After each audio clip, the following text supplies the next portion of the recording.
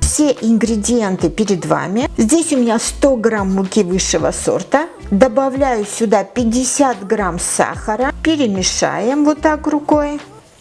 И затем добавляю сюда 25 грамм сливочного масла. Вот так мелко нарезанное, но только что из холодильника. Должно быть холодное. И теперь вот пальчиками втираем масло в эту смесь муки с сахаром.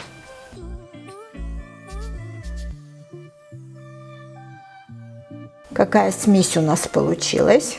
Теперь добавляем 25 грамм миндальной муки. И перемешаем. И теперь, чтобы образовалось тесто, добавляем сюда молоко. Здесь у меня 40 миллилитров молока.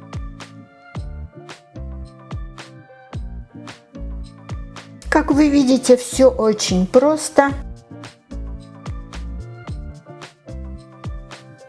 Все, посмотрите, тесто готово. Смотрите, я переношу это тесто на стол, где предварительно я подсыпала немного муки. Кстати, вы можете приготовить это тесто заранее, завернуть в пленку и поставить в холодильник и держать там день-два, сколько вам надо, и испечь в нужное вам время. И руками раскатываем это тесто, придаем ему продолговатую удлиненную форму.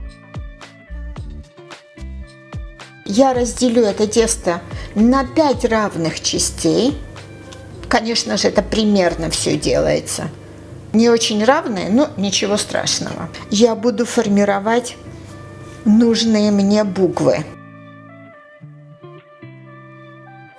Буквы делайте любого размера, какие вам нужны. И любые буквы, конечно же.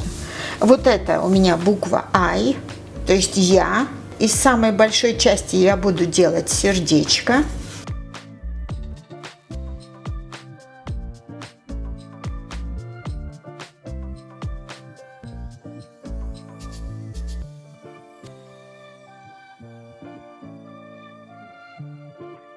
Посмотрите, что у нас получилось. I love you. Можете сделать другие надписи, можете сделать двойную порцию теста и написать имя, кому вы адресуете это послание. То есть это все на ваш выбор, на вашу фантазию. Можете написать по-русски «Я люблю тебя», можете по-итальянски «Ti amo», все что угодно. Переносим на противень, застеленный пергаментной бумагой.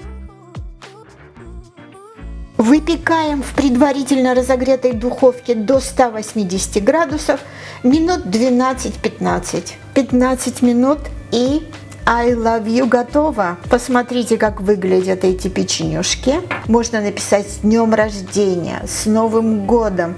Все, что вам нравится. Самое главное, печенье очень и очень вкусное получается. Приятного вам аппетита! Приготовьте и порадуйте вашу половинку. Спасибо за то, что смотрите. Подписывайтесь на наш канал и делитесь нашими рецептами со своими друзьями.